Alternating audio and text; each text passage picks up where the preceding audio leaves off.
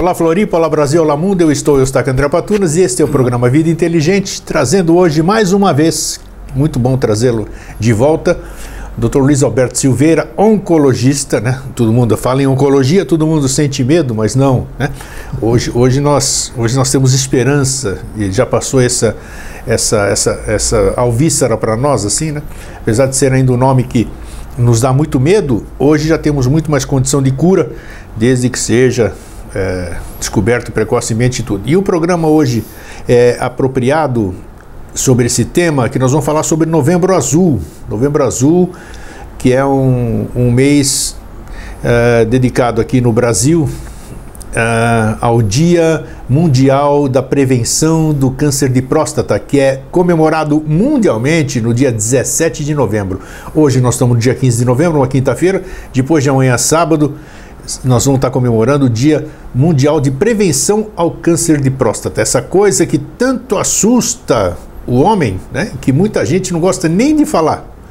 E é esse o assunto que nós vamos abordar hoje, importante para nós, importante para as mulheres, que nós homens sempre estamos fomentando aí o Outubro Rosa, né, porque afinal são nossos amores, nossa filha, nossa esposa, nossos netos, nossos parentes, e da mesma forma as mulheres têm que ter essa preocupação para com os homens, né? Porque afinal também padecemos dessa possibilidade de termos uma doença desse tipo. Então, doutor Luiz Alberto, prazer em recebê-lo mais uma vez aqui. Muito obrigado ao programa Vida Inteligente, a você, Patunas, que é o mentor e que desenvolve esta magnífica tarefa de alertar, de estimular a reflexão e de interagir com pessoas que gostam de interagir com a inteligência relativa à vida. Então, obrigado por essa oportunidade mais uma vez. Nós estamos, então, no Outubro Azul, Novembro Azul, que significa o mês para alertar sobre o câncer da próstata. O câncer da próstata conseguiu, nos últimos 20 anos, ocupar o primeiro lugar no ranking dos cânceres no mundo. Sério mesmo? Ele só consegue ser ultrapassado pelo câncer de pele não melanoma, que é um câncer que não leva à morte. São essas lesões de evolução muito lenta que se localizam na pele por conta dos raios solares. Então, durante muito tempo, o câncer de pulmão é que dominava o ranking da incidência, e o câncer de próstata, longe hoje, é o câncer mais incidente no mundo. E no Brasil não faz diferença. Nós deveremos ter a expectativa do Instituto Nacional do Câncer de que nós tenhamos 600 mil casos novos de câncer este ano. E dentre esses 600 mil, o câncer de próstata é o que se destaca. E depois é o câncer de mama feminino, né? E o câncer de próstata tem peculiaridades, como todos os cânceres têm peculiaridades. Sim, vamos lá. A ideia do câncer, quando se fala em câncer, você imagina alguma coisa terrível, que leva à morte, que faz sofrimento, mas o câncer não é uma doença só. Mesmo o câncer da próstata, dependendo da forma como ele se apresente, dependendo do grau de mutação, de transformação que sofreu a célula, ele poderá ser um câncer extremamente agressivo, que rapidamente compromete os ossos. Cerca de 90% das disseminações da metástase do câncer de próstata se faz para os ossos. Puxa. É um câncer que não compromete fígado, não compromete pulmão, não compromete órgãos vitais. Portanto, este câncer, quando agressivo, nem sempre o quando dissemina para um órgão, para uma estrutura orgânica não vital. Significa o quê? Longa sobrevida com a doença e longo sofrimento com a doença. Puxa vida. Porque os ossos comprometidos, eles vão determinando dor, limitação para caminhar, dificuldades de toda ordem para o homem. Então, a grande importância do diagnóstico precoce, que permite a cura, é exatamente não deixar que a doença se desloque da próstata através da corrente sanguínea e atinja os ossos. A próstata é uma glândula que fica entre a bexiga É isso que eu ia perguntar agora. Né? Pouca gente, apesar da gente ser portador, todo homem tem próstata, né? Mas a gente não se sabe, diz que tem o tamanho de uma noz, alguma coisa, não sabe sequer a localização daquilo. Só exatamente. Você vendo uma imagem para você saber onde é que é. Perfeito. Então é muito oportuno que a gente fale sobre. A próstata, ela pesa em torno de 25 gramas. Tá. Ela localiza-se entre a bexiga e o reto. O canal urinário, que elimina a urina da bexiga, passa por dentro da próstata. Ela tem uma forma de maçã, passa por dentro da próstata, e aí chama-se uretra prostática, que é o canal urinário, o conduto que leva a urina. Depois vem a uretra peniana, quando a urina é eliminada. Então, a próstata, por dentro da próstata, passa a uretra prostática. Na medida que o homem vai ganhando idade, sobretudo a partir de 50 anos, a próstata naturalmente sofre um aumento do seu volume. Doutor, muito bom. Por que ela sofre? O senhor que é médico, lida com isso, por que ela é um órgão que sofre um aumento a partir de determinada idade? Tem que ter uma razão, né? Sim, sem dúvida. Tudo que de alguma forma mobilize com esta estrutura prostática estimula. Por exemplo, andar de bicicleta, relações sexuais, ficar muito tempo sentado, tudo isso faz compressão do períneo. E o próprio ato sexual, fazer esta próstata funcionar regularmente pela atividade sexual, faz com que ela naturalmente vá ganhando uma hipertrofia, ganhando um aumento. Então, pela atividade que ela mesma desenvolve, ela vai, no decorrer do tempo, aumentando. Alguns homens têm um aumento significativo, outros têm aumento pequeno. Mas, em média, um homem com cerca de 65 anos, ele tem uma próstata com cerca de 40 gramas, 50 gramas, é o que se encontra. E o tamanho normal é em torno de 25 gramas. Então, é extremamente comum a hipertrofia prostática benigna, que é um aumento fisiológico, vamos dizer assim, por conta da atividade sexual, por conta dos estímulos que ela mesma recebe, sobretudo por conta da atividade sexual. Então, deixa eu fazer. Então é mito de que quanto mais você usa a sua genitália, vamos dizer, nós homens assim, sexo, masturbação, sim, seja qualquer tipo de coisa, dizia-se que era benéfico, digamos assim, que fazia aquilo funcionar, ter a sua função, o líquido seminal, essas coisas todas, consequentemente era sinal de saúde. Isso é mito, então? É mito. Mito, olha aí, ó. Na verdade, existe a função, a sexualidade e o sexo são coisas diferentes. A sexualidade diz respeito a como eu me sinto em relação a mim mesmo, em relação aos outros. E o sexo é a atividade sexual, diz respeito ao outro, né? Então, a atividade sexual, obviamente, mobiliza toda essa estrutura genitária que a gente tem e que diz respeito à procriação, diz respeito à atividade sexual como prazer, e assim por diante, né?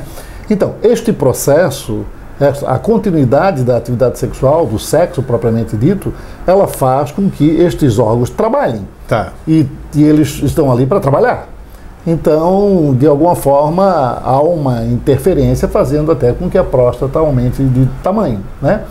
Em função do trabalho. Em função da função que ela executa. Olha só, olha aí. Ó. No tempo, né? Por isso que é bom esclarecer sempre. No decorrer do tempo, porque você vê, o homem começa a atividade sexual por volta dos 15 anos, 16 anos, né? E normalmente ele se mantém, obviamente, com redução do número de intercurso sexual, ele se mantém até os 70, 75 anos, né? Homens até 80 anos mantêm atividade sexual.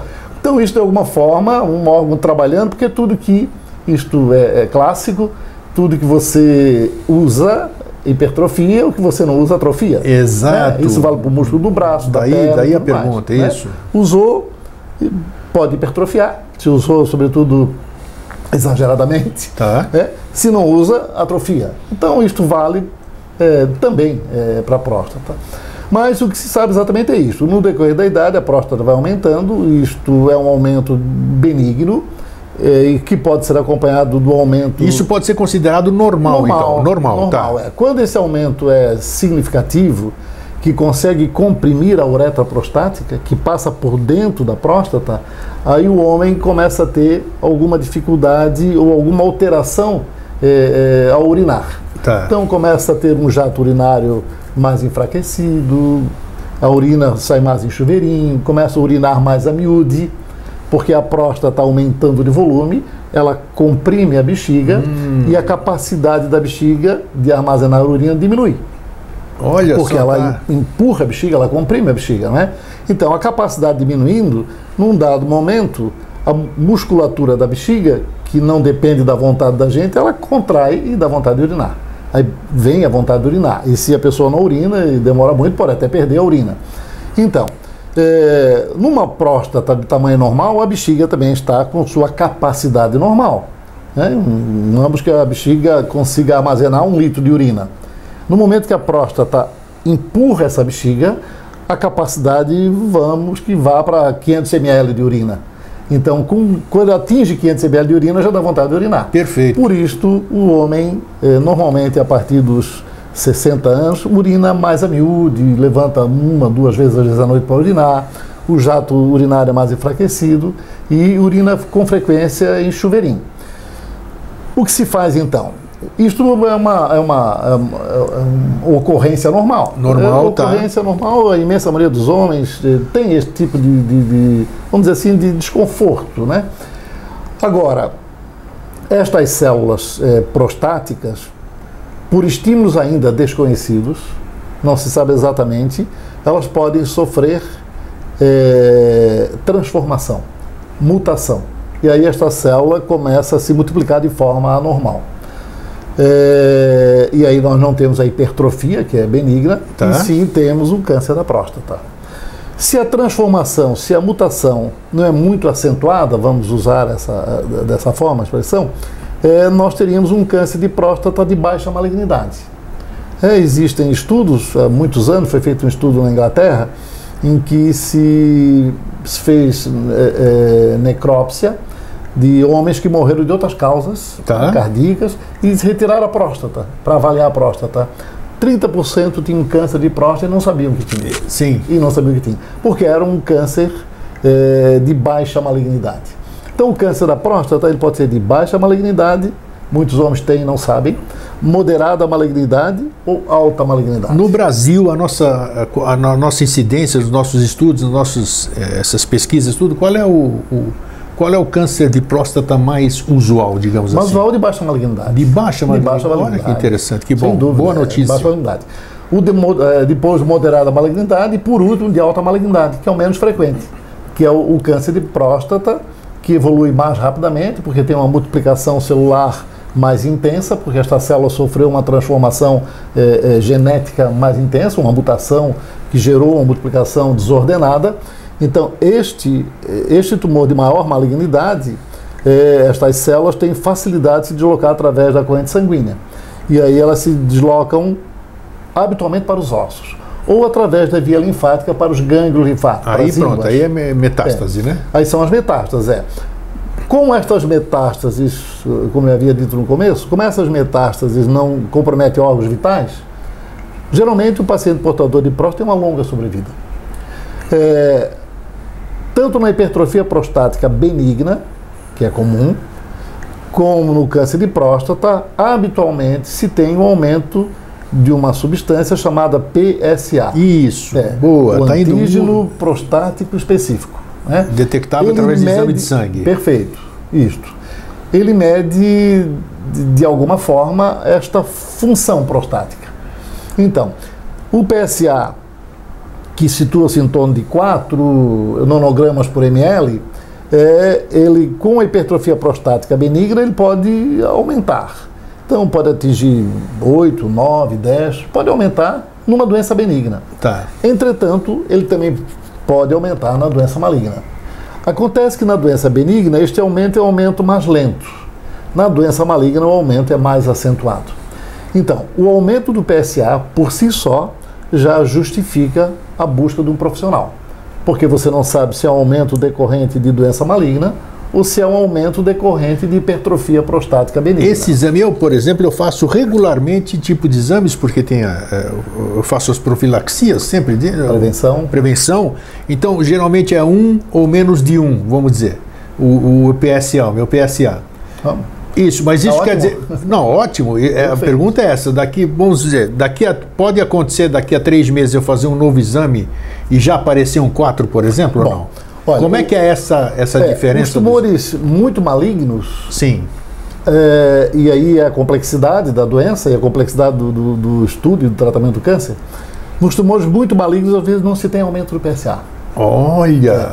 A célula, na medida que a malignidade atinge de forma mais intensa esta célula, que ela sofre uma transformação mais intensa, ela vai perdendo um pouco as suas funções usuais, porque ela se transforma, ela muda.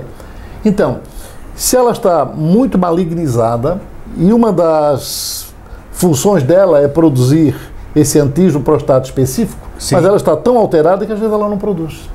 Então o PSA isolado, ele não nos dá a segurança de que não existe doença. Olha aí, ó, olha isso. Ele isolado não dá.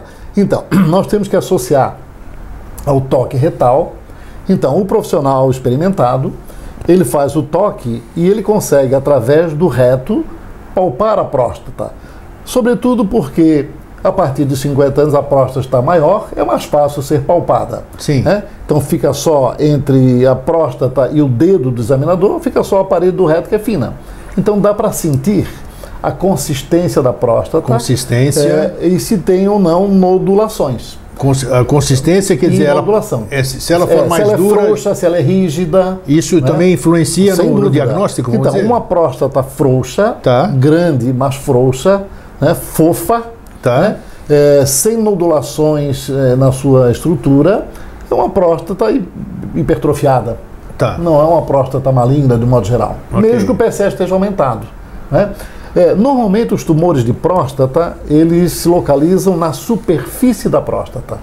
É raríssimo, nestes quase 48 anos de profissão, eu não me lembro de ter visto um câncer de próstata tradicional, habitual, dentro da próstata. Olha só, ele é na superfície da próstata. Curioso. Bom, como ele está na superfície da próstata, ele chega muito próximo dos filetes nervosos que inervam a bexiga, que inervam a própria próstata e que inervam o pênis. Portanto, se você tem uma próstata muito grande e tem um tumor nessa próstata, o procedimento cirúrgico é um procedimento de maior complexidade. Porque toda essa região de bexiga, reto, próstata é uma região afunilada. É uma região de pequeno espaço para o cirurgião trabalhar. E o acesso numa cirurgia dessa é pelo ânus? Acesso, sobretudo, se a pessoa... Não. É um acesso externo. Externo, né? Então, se pode ser por videocirurgia também. Aí são 3 pontinhos, coloca o aparelho. Mas uma próstata muito grande, tumoral, você fica a decidir se o procedimento terapêutico é cirúrgico ou é com bloqueio hormonal e radioterapia. Porque são 2 procedimentos que produzem resultados semelhantes. Cirurgia, radioterapia associada a bloqueio hormonal. Produz resultados semelhantes do ponto de vista de sobrevida, índice de cura, assim por diante.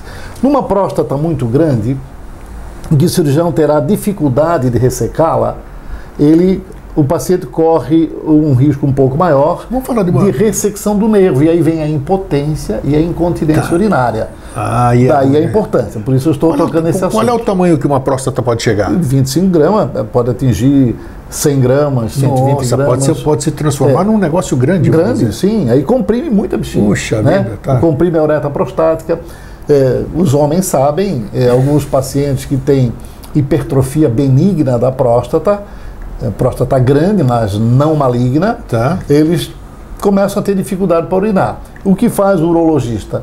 Ele faz uma raspagem desse túnel que a gente chama de uretra prostática. Ele abre o caminho. Sim. Aí o homem volta a urinar com mais facilidade. Né? Claro. Então isso existe.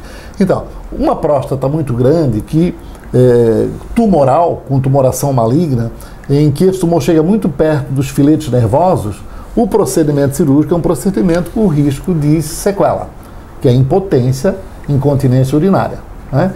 Então, por isto, é fundamental a avaliação regular, sobretudo se o homem tem uma próstata já tendendo a ser uma próstata grande, porque para o procedimento terapêutico começa a ficar limitado na medida em que a próstata cresce muito. Então, o PSA, ele nos diz como está a próstata, não significa necessariamente que o PSA aumentado seja câncer. Tá. Alguns cânceres de alta malignidade nem aumentam o PSA. Olha isso só, para nós oncologistas é um problema. Com certeza. Porque o PSA serve como norteamento. Aí você tem um paciente com câncer de próstata e o PSA está normal. Então, como você acompanha após o tratamento, se o tumor realmente foi totalmente extirpado? O PSA não ajuda. Tá. Não tem mais a próstata. É com imagem, ou com sinais ou sintomas. Quando você tem um aumento do PSA, no pós-operatório, vamos supor que o paciente tem um perfil de inclusão para a cirurgia adequado. Isto é, uma próstata não muito grande, uma próstata em torno de 50 gramas, sem íngua comprometida, sem a vesícula seminal, onde o sêmen é acumulado comprometido, sem invasão da bexiga, sem muita proximidade do reto. Uma cirurgia de próstata, necessariamente se tira a próstata fora ou não? Não, prostatectomia radical. Radical, ok. O tratamento tem que ser radical. Habitualmente, esses tumores malignos da próstata, eles têm múltiplos ninhos. Tanto que numa biópsia prostática, o urologista, ele retira 7 ou 8 fragmentos. E com muita frequência todos têm células tumorais. Puxa. Ele retira fragmentos do ponto A, do ponto B, do ponto C, e habitualmente todos têm. Então o procedimento cirúrgico é a prostatectomia radical, a retirada completa da próstata. Tá. Né? E para fazer essa cirurgia, o paciente tem que ter um perfil de inclusão para a cirurgia. Porque se você opera alguma coisa que não é possível operar, a sequela é mais frequente. Né? Já que você tem a radioterapia e o bloqueio hormonal. Agora, se o paciente, por exemplo, tem um problema cardíaco, não pode fazer uma anestesia, ainda que tenha uma próstata pequena, fácil de operar, mas ele não é hábil para submeter-se ao procedimento por conta de um problema respiratório, um problema cardíaco. Aí a radioterapia e o bloqueio hormonal. Bom, eu tenho falado até agora então aqui para você e para os seus espectadores sobre radioterapia e bloqueio hormonal, que é o segundo procedimento. Você tem uma próstata grande, feito o toque, feita a biópsia, ultrassonografia, eventualmente tomografia, e diagnosticou-se um câncer de próstata, só que a próstata é muito grande. O que se faz? Inicia-se com um bloqueio hormonal. O testículo produz a testosterona. Sim. A testosterona é o alimento da próstata, vamos dizer assim. Então, na hora que você bloqueia a testosterona, você bloqueia o alimento também para o tumor da próstata. Aí esta célula perde força. Opa, está falando um negócio muito importante. E as pessoas que fazem, muito importante mesmo, que hoje é moda você fazer reposição hormonal, seja bioidêntica, seja de qualquer outra coisa. Então, o fato de eu estar ministrando testosterona, sendo bioidêntico ou não, ele é um agravante para um... Há que tomar cuidado na reposição de testosterona, da mesma forma, cuidado na reposição de estrogênio em relação à mama feminina. Há que tomar cuidado, né? Tanto que um dos tratamentos do câncer da próstata, que não é possível ser operado, é o bloqueio da testosterona. Olha só o bloqueio. Tanta gente preocupada em repor testosterona. Há que se ter um cuidado. Não é que não possa. Sim. Mas se você tem um controle da próstata, tem um controle do paciente como um todo, o paciente realmente está necessitando, você faz e controla, vê que tipo de efeito tem, assim por diante. Né? Mas olha, é importante. É importantíssimo isso. Os urologistas até usam a testosterona, porque tem o controle de seus pacientes e sabe que tendo esse controle é mais fácil identificar qualquer alteração. Nós, oncologistas, temos um pouco de preocupação nessa reposição hormonal, seja feminina, seja masculina. Né? Tá. Porque quando é que você repõe um hormônio? É quando o seu equilíbrio natural, a sua homeostasia interna, ela de alguma forma é quebrada. Né? Aí você quer repor. Ora, vamos que você tenha 70 anos de idade e quer ter um desempenho como se tivesse 40 anos de idade. Isto não é lei natural. Não é lei, Isto perfeito. Não é lei natural. Concordo. Aí você repõe para agir como se tivesse 40 anos de idade. Não é lei natural. Seus órgãos efetores estão preparados e adequados à sua idade. Mas por que a medicina, doutor Luiz Alberto, por que a medicina, no geral, ela foca tanto nessa reposição hormonal? Não, é que algumas homens e mulheres, quando começa a ter uma privação de hormônios, tem manifestações clínicas muito intensas. Tá. Então, fogacho, ansiedade, inquietude, tem uma série, sobretudo de caráter psíquico e psíquico-orgânico também, sudorese e assim por diante.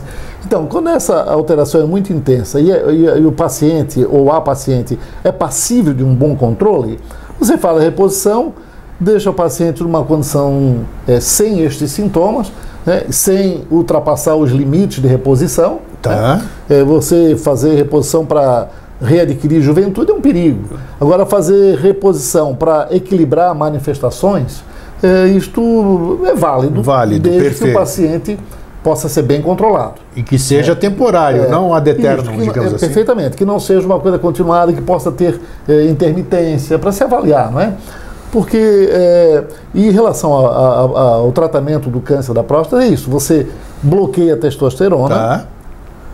a próstata tende a diminuir um pouco, a célula Quer dizer, se multiplicar. a próstata vai diminuir não tendo testosterona. Porque não recebe o alimento.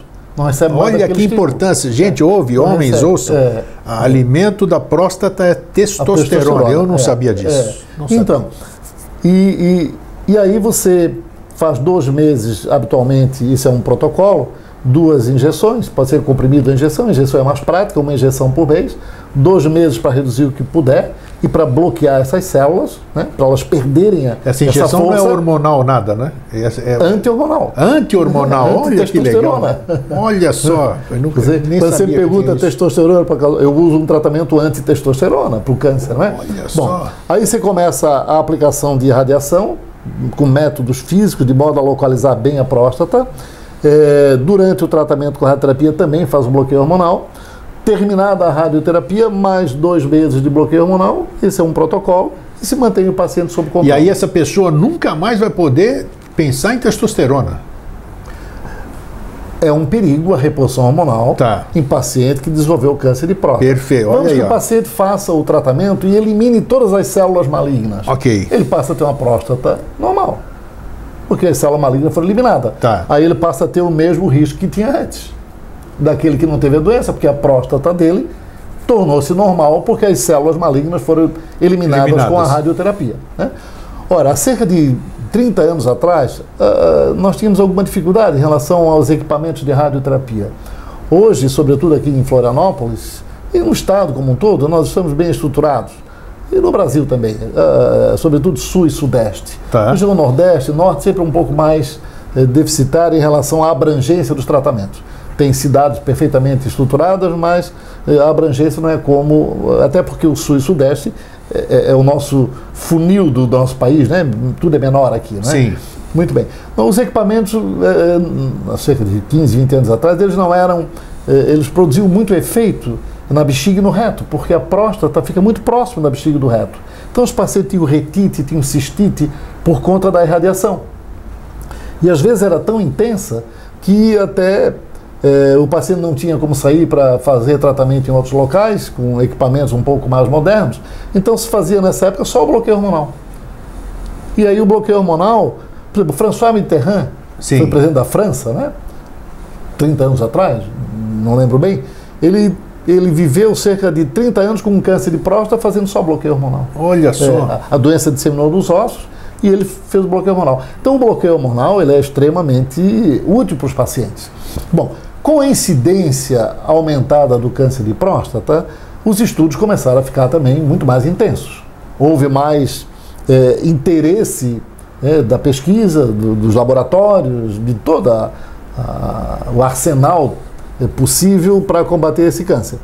E com isto, a quantidade de medicamentos é maior atualmente, a própria cirurgia robótica para câncer de próstata, o próprio equipamento de radioterapia também hoje é mais aperfeiçoado. Então, se tem um controle bastante eficaz do câncer de próstata. Mas é fundamental que este câncer seja descoberto, localizado. Né? Quando você tem uma doença disseminada, cirurgia está fora de propósito, não adianta tirar a próstata se os ossos estão comprometidos. Né? Sim. Fazer radioterapia na próstata também não faz sentido porque a doença está espalhada. Aí é bloqueio hormonal. Aí você faz o bloqueio hormonal, né? Existe bloqueio parcial, bloqueio total, depois tem mais 4, 5 grupos de medicamentos mais modernos que permitem uma sobrevida. O bloqueio hormonal ele não é tão agressivo como a quimio e a rádio, né? A quimioterapia ela é usada, a quimioterapia no câncer de próstata, ela chega a ser a 4ª, 5ª linha de tratamento. Olha só. Não é o tratamento prioritário, mais assim, eficaz para o câncer da próstata. Às vezes os homens até têm medo. É uma boa pergunta essa sua, uma boa colocação. Porque se eu tiver um câncer avançado, tem que fazer meu Deus, quimioterapia. A quimioterapia não é o melhor tratamento para o câncer de próstata. Olha aqui. O bloqueio hormonal é muito mais eficaz no câncer de próstata avançado. Mas para curar, fazer um tratamento com objetivo curativo, é a cirurgia numa próstata em que o paciente tenha o perfil de inclusão para a cirurgia, ou a radioterapia combinada com hormonioterapia, se a próstata é muito grande ou se o paciente não consegue fazer outros tratamentos, né? Então, quando a doença é disseminada, o tratamento é bloqueio hormonal. Bloqueio hormonal permite uma sobrevida bastante longa dos pacientes, sobretudo na doença de moderada malignidade, que a maior quantidade de pacientes está com doença de moderada malignidade. Sim. Aliás, nós comentamos de que baixa malignidade é uma incidência alta, mas quando se trata de doenças hábeis para tratamento, que não provocam repercussões muito intensas no paciente, porque a doença de baixa malignidade, como eu falei, muitos têm e nem sabem que tem. Sim, né? sim. Mas quando você tem uma doença de moderada malignidade e alta malignidade, você tem que cuidar mais. Obviamente que a alta malignidade dissemina, progride e espalha com mais facilidade. E após a doença de baixa malignidade, nós temos a doença de moderada malignidade, com maior incidência. Quando nós temos doença de alta malignidade, habitualmente é mais complexo, as repercussões são mais rápidas, os riscos de evolução negativa são piores. Felizmente, a doença com moderada malignidade se apresenta em maior número do que a de alta malignidade. Portanto, tem muito mais gente curada do que gente que morreu por câncer de próstata. Me diz, o câncer de próstata é curável, então? Curável. Não é aquele câncer que daqui a uns 5 anos vai voltar de uma outra forma. Não, ele é curável. Né? O que acontece é isso. Se você não tira a próstata, né, e você tratou e eliminou todas as células malignas, você passa a ter a próstata normal novamente. Sim. Porque você extirpou as células malignas. Mas sujeita futuramente, como qualquer outra pessoa. Mas aí nós vamos... Uma mulher que tem um câncer de mama e faz uma cirurgia conservadora, não retira a mama, só tira a região onde estava o câncer, faz radioterapia, a doença eliminou. Ela continua com a mama. Sim. Portanto, ela continua com risco de desenvolver de novo, porque ela continua com a mama. O primeiro fato para não ter câncer de mama é não ter mama. O primeiro fato para não ter câncer de próstata é não ter próstata. A mastectomia, então, por exemplo... Se ela é radical, a chance é menor. É muito menor. O que acontece às vezes é o seguinte, como eu falei, a próstata tem uma forma de maçã e por dentro dela passa um canal que é a uretra prostática. Quando o paciente vai à cirurgia, o cirurgião retira a próstata, ele não consegue retirá-la em monobloco. Porque tem um canal ali no meio. Sim, claro. Né? Então, nesta retirada, é possível que algumas células caiam na loja onde a próstata está. Se as células que caírem forem células benignas, o PSA vai subir um pouquinho e vai estabilizar. Tá. Se as células que ficaram, e são microscópicas, o cirurgião não está vendo, foram malignas, esse PSA começa a subir de novo. Aí você tem um resíduo tumoral na loja prostática. É aquela questão do sentinela do câncer, essas coisas todas, né? Aí em relação aos gânglios linfáticos. Os gânglios, exatamente. Então, você teve um câncer de próstata, você é hábil para uma cirurgia, a sua próstata permite que retire sem grandes repercussões, isso, sobretudo em pacientes até os 50 anos de idade, é muito comum, né? Isto é, não é comum a doença, mas a cirurgia é mais comum neles, porque a próstata é menor. Muito bem. Foi retirada a próstata. Passou 10 anos, ou um pouco menos, o PSA começa a subir de novo. Opa. Puxa vida, não tem mais próstata. Como é que esse PSA está subindo? É porque alguma célula caiu no leito prostático. Porque o cirurgião... Aí encontrou ambiência. Ele não tira em monobloco, então pode ficar. Então é fundamental isso, quer dizer, um pesquisador que avaliou esse grau de malignidade chama-se Gleason. E o grau de malignidade é de acordo com a escala de Gleason. Tá. Então até 5, 6 baixa malignidade, 7 moderada malignidade, 8 para cima alta malignidade. Então, nos Gleason 8, 9, tem que tomar mais atenção, mais cuidado, mais vigilância, porque esse é um paciente cuja célula sofreu um processo muito mais agressivo de transformação. E aí é uma doença de maior risco. Uma coisa característica também do câncer da próstata, você está vendo como mesmo o câncer de um órgão, ele pode ter várias formas de apresentação. Nossa, claro que sim. Você pode ter um câncer da próstata que você morre e nunca soube que teve. Você pode ter um câncer da próstata moderada que você tratou, eliminou e nunca mais vai ter. Você pode ter um câncer da próstata de alta malignidade que você não consegue nem tratar. E você aqui morre antes. Cabe uma pergunta que eu estou querendo fazer faz tempo. O doutor falou sobre os sintomas, né? A micção, tudo isso aqui. Existe dor? Ele é assintomático? O câncer de próstata, ele tem a fase dolorosa, vamos dizer? Ele pode te dar um sinal através de dor? Excelente pergunta. Os sinais e sintomas relativos a um câncer geralmente decorrem de obstrução ou compressão. Tá. Obstrução quando há ou obstrução provoca dor, quando há compressão provoca dor. Tudo que é grande um dia foi pequeno. Então você tem uma célula que sofreu malignização. Um tumor com 1 centímetro tem 1 bilhão de células. Nossa Senhora. Só para ter uma ideia da quantidade de células, né? Bom, 1 centímetro não comprime nada. Não produz obstrução nessa região. Então você não sente nada. 2 centímetros, não. No local da próstata, como a próstata tende a crescer naturalmente, qualquer elemento novo que aumente esse volume já pode começar a dar alteração urinária. Então o sintoma é funcional, o jato urinário. Claro, esses daí sim. E na medida que vai comprimindo, aí começa a aparecer sensação de desconforto, mas dor propriamente dita não é uma manifestação comum no câncer da próstata. Olha, é importante localizado. Isso, tá. É mais desconforto, aumento do número de micções. Então podemos dizer que o câncer da próstata é indolor. Indolor nessa fase inicial. Tá. Porque que dor aparece na fase mais avançada? É sobretudo quando a metástase óssea. E o câncer de próstata ele tem uma peculiaridade também. A metástase óssea se faz para dentro do osso. Ela se faz por dentro do osso. Não afeta a periferia do osso. Olha só. Se você olhar um osso com célula tumoral da próstata dentro dele, o osso está normal. A imagem dele, de um modo geral, é normal. É como você ter, eu uso esse exemplo com alguns pacientes, você tem uma madeira cheia de cupim. Tá, mas por fora ela está perfeita. Por fora ela está perfeita.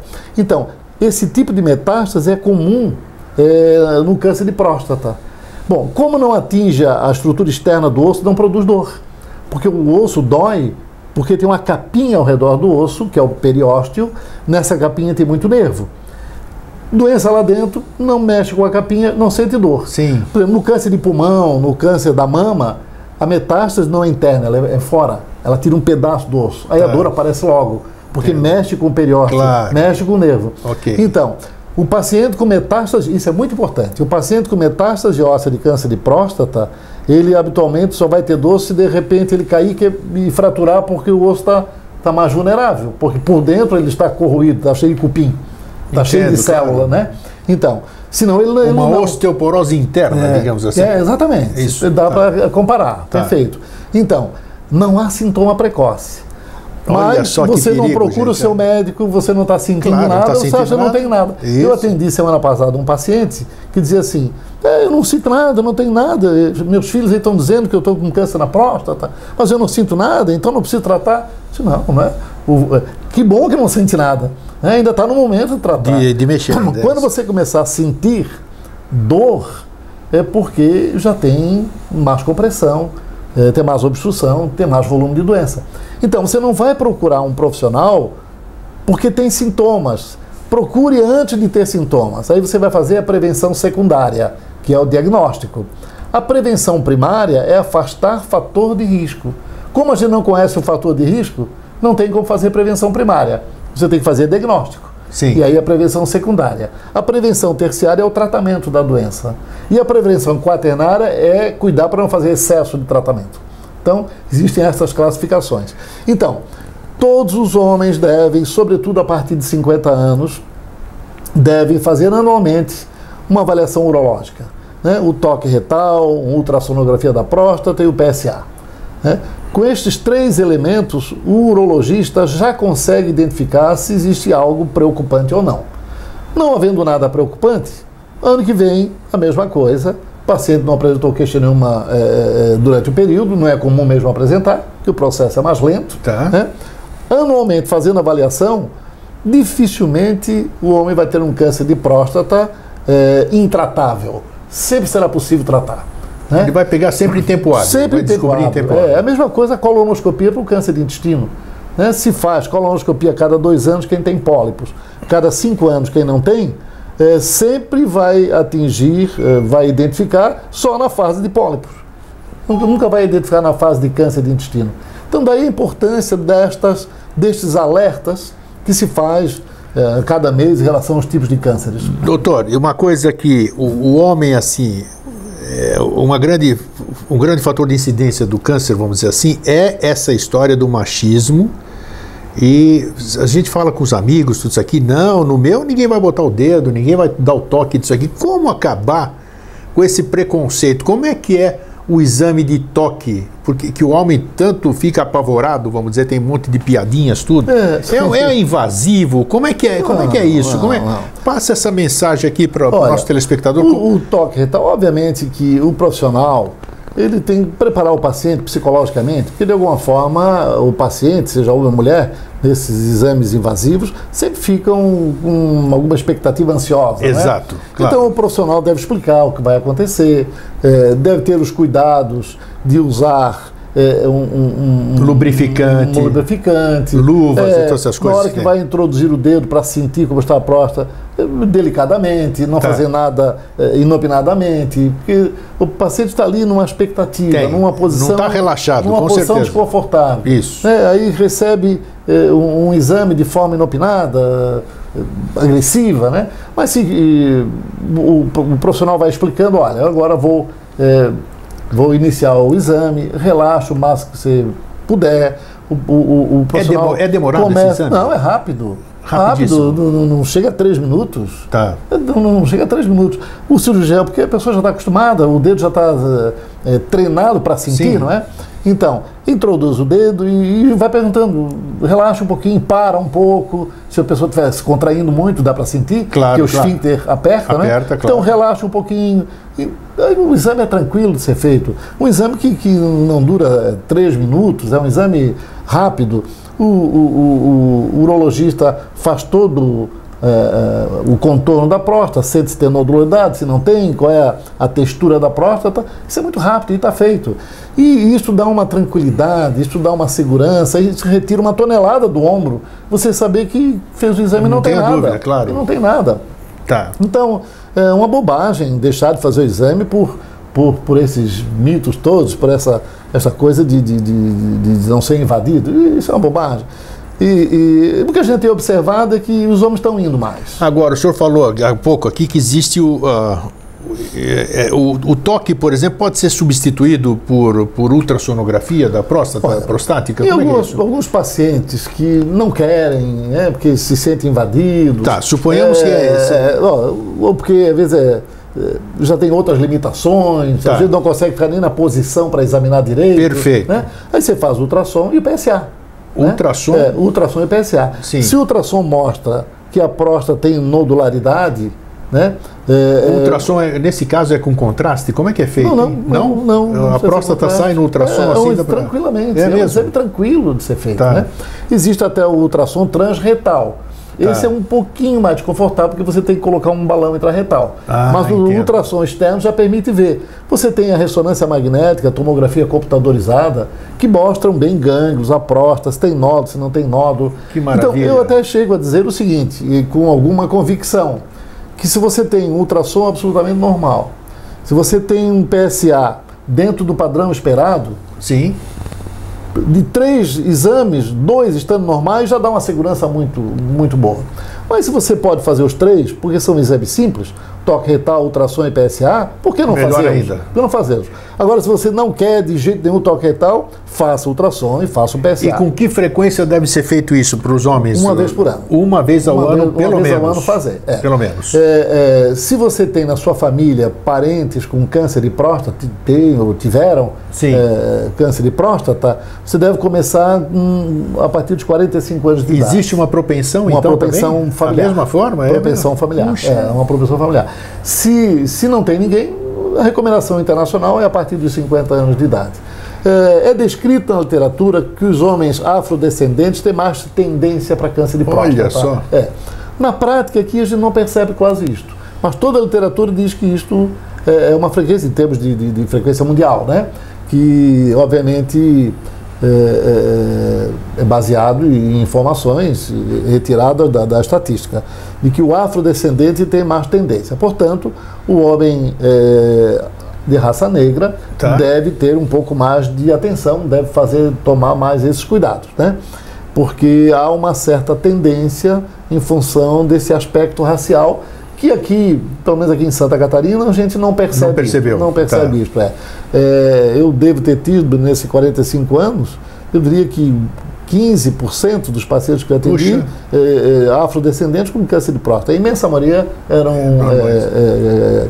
brancos, caucasianos, né? O senhor escreveu um belo de um artigo essa semana, né? Que nós estamos, a semana da véspera do Dia de Prevenção, Dia Mundial de Prevenção ao Câncer, e escreveu uma coisa importantíssima que nós vamos abordar agora, que é a questão da alimentação com próstata. Bem lembrado.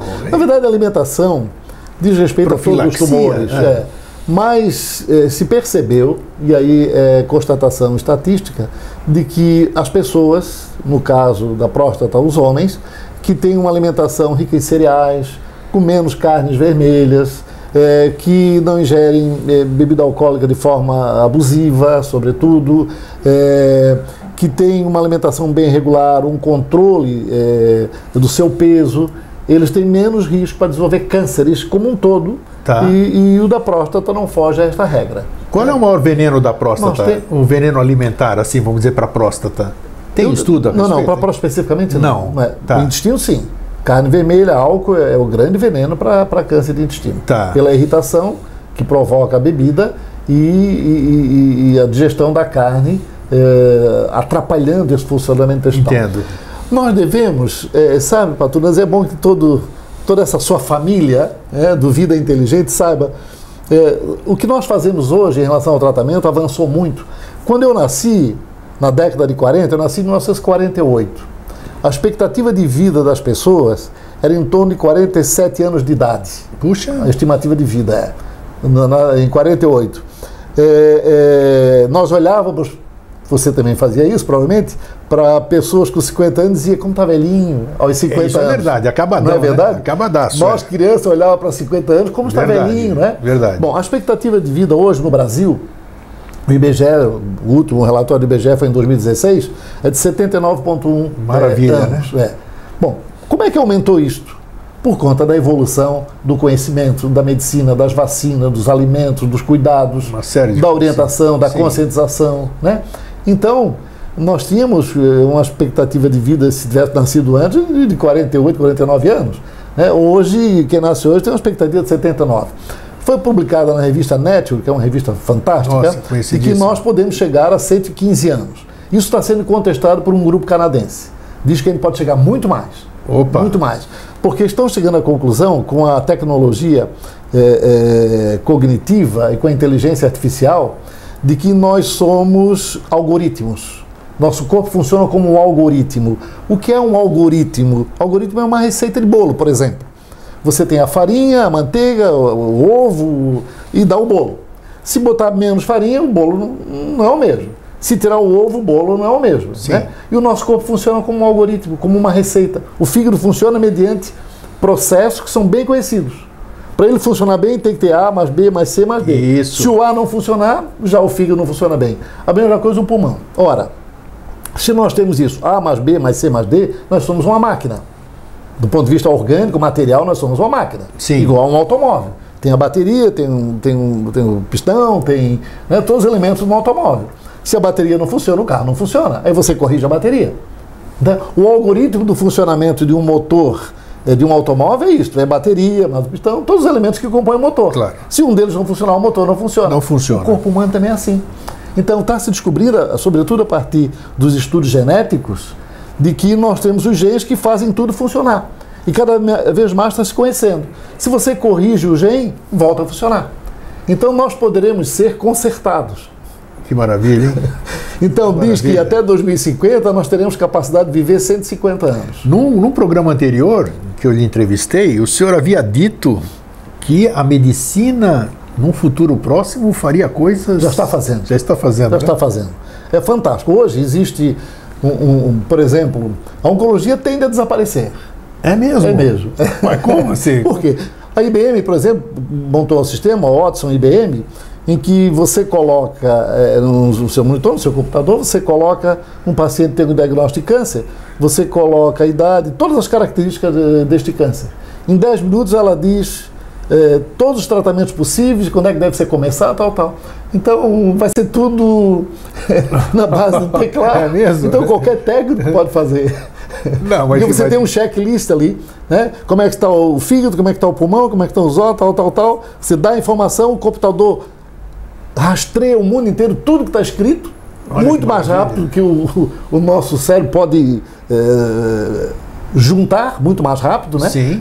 É fantástico o nosso cérebro, mas nós não conseguimos juntar tanta informação como o computador hoje. Não, claro, né? claro. Então, rapidamente ele diz o que está acontecendo. Então, a tendência com a tecnologia cognitiva e com a inteligência artificial é, até 2050, nós identificarmos tudo que está acontecendo no corpo humano e poder consertar. E o que é que vai restar, então, para o ser humano? Aquilo que você trabalha, aquilo que você faz para a tua, que é a mente, que é o sentimento, que é o afeto, que é o coração, que é o amor, que é a generosidade, coisas que vêm de uma outra esfera, de uma outra dimensão. E que nos dão a saúde física. Que nos dão a saúde física, sem dúvida. As doenças são consequências. Exatamente. Doença não é causa, doença é consequência. Isso. Seja de uma deformidade energética, seja de uma deformidade orgânica por conta de uma desatenção energética. Isso. Né? Porque nós podemos ser nós. Porque se todos nós, veja, todo mundo teria câncer de próstata, todo mundo teria câncer de pulmão, por que uns têm e outros não têm? Isso, tem diferença claro. entre as pessoas. Por que será, né? Por que será? Não é verdade? Então existe um algo mais, e esse algo mais não é só essa conformação material do corpo, não é só este veículo. Esse algo mais é o que movimenta esse veículo. Isso que é bacana. 45 anos de profissão, um cientista, só que é uma mente aberta. O Dr. Luiz Alberto é mente aberta. Então, o médico profissional, ele tem que ter a mente holística. Não, sem dúvida. Tem que ter a mente aberta. A ciência está chegando perto já. Não é? Já está percebendo a ciência. Sem dúvida. Já está percebendo isso. Isso é interação mente e corpo. Que auxilia, né? Na amnese, na cura, na transformação, uma série de coisas, né? Paciente que entra no consultório disposto a vencer a doença, eu estou à disposição, aplico o seu conhecimento, né? Eu estou à disposição, eu vou reorganizar minhas energias, repensar tudo que eu fiz para novamente adquirir a minha homeostasia interna, meu equilíbrio interno. Esses pacientes, de modo geral, saem-se bem. Sai, né? Aqueles que entram no consultório dizem assim, não, eu vou perder, não vou ganhar, eu estou morto, e não adianta tratar, eu não quero isso, não quero aquilo. Não adianta mesmo, esses pacientes vão mal. Olha que importante isso. Isso é evidente, você tem que entrar em campo para ganhar o jogo. Isso, entrar disposto, animado, é um desafio a mais que você vai enfrentar e você consegue ganhar o jogo. Agora você entra em campo com muito medo, com muito receio, com medo de morrer, sabe que isso é uma coisa natural que acontece, mas você tem que dar uma valorização e controlada para essas coisas. E ter confiança, e ter fé, ter esperança, porque os tratamentos estão melhorando e dentro em breve, muito breve, porque a medicina, o conhecimento está evoluindo em forma exponencial, não é mais em forma aritmética. Exponencial, isso é verdade. Geométrica. Então, incrível. Em breve, o que nós estamos fazendo hoje vai ser primitivo. Absolutamente primitivo. Tudo que eu estou dizendo hoje vai sofrer transformação daqui a 20 anos, vai ter outra informação. O gene descoberto é esse, mexe no gene, não precisa fazer mais nada, nem precisa PSA, não precisa nada disso.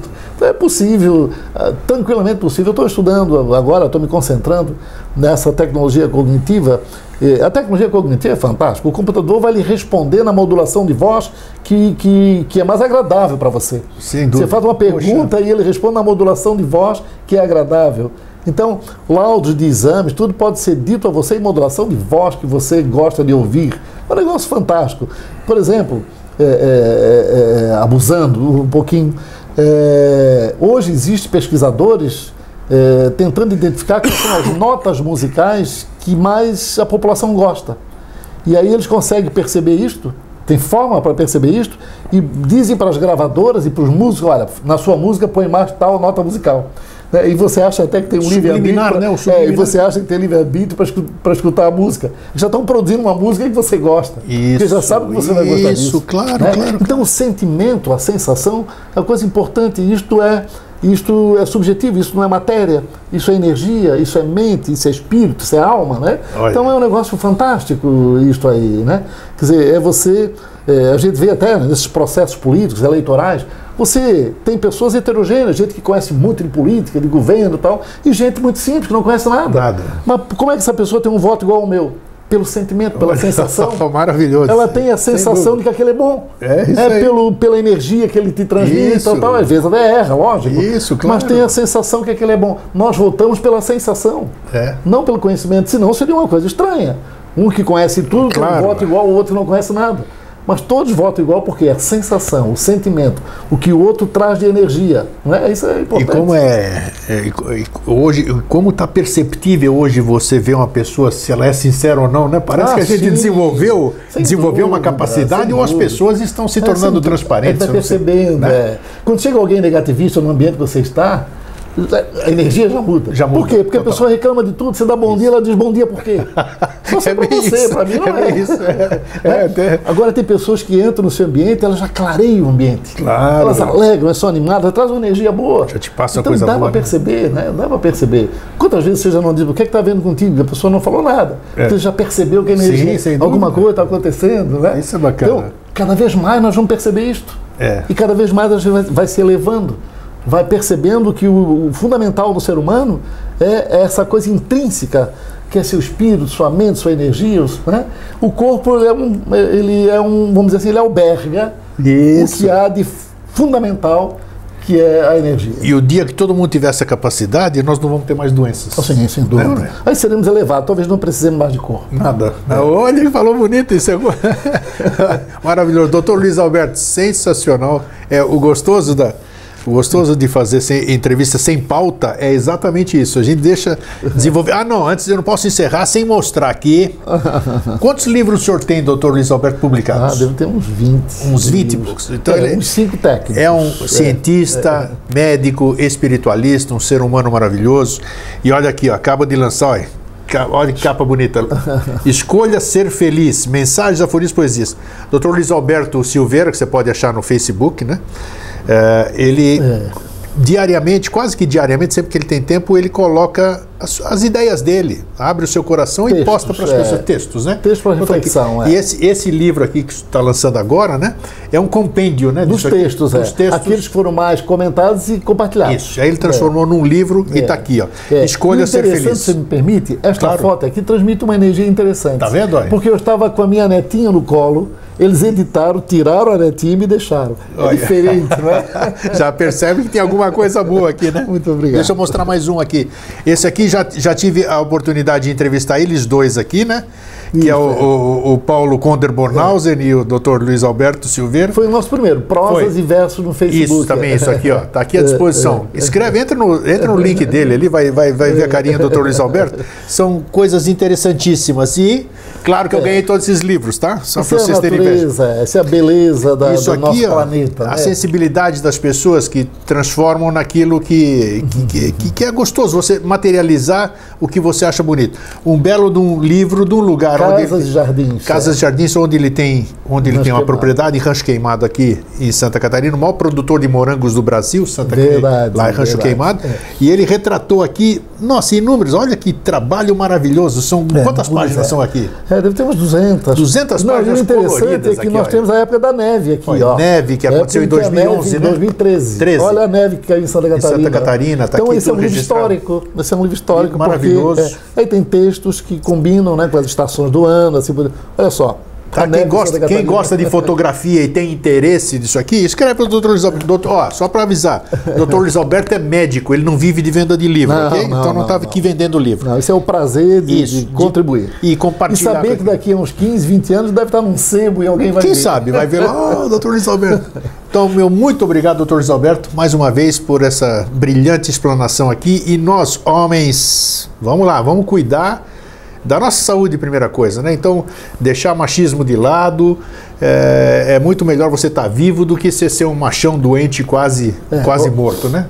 Perfeito. Então, muito obrigado por essa oportunidade mais uma vez. A porta está sempre aberta. Homens, cuidem-se, vocês são o seu maior patrimônio para você, para sua família, para seus filhos. Isso. O maior patrimônio para a sociedade, você interage, tem energia que faz a sociedade girar com todas as energias que se sintonizam, né? E que este planeta vai melhorando na medida que a sintonia da energia é de boa qualidade. Perdoe por termos ficado tanto tempo ocupando o seu tempo. Muita informação. Obrigado por ter ficado até o final.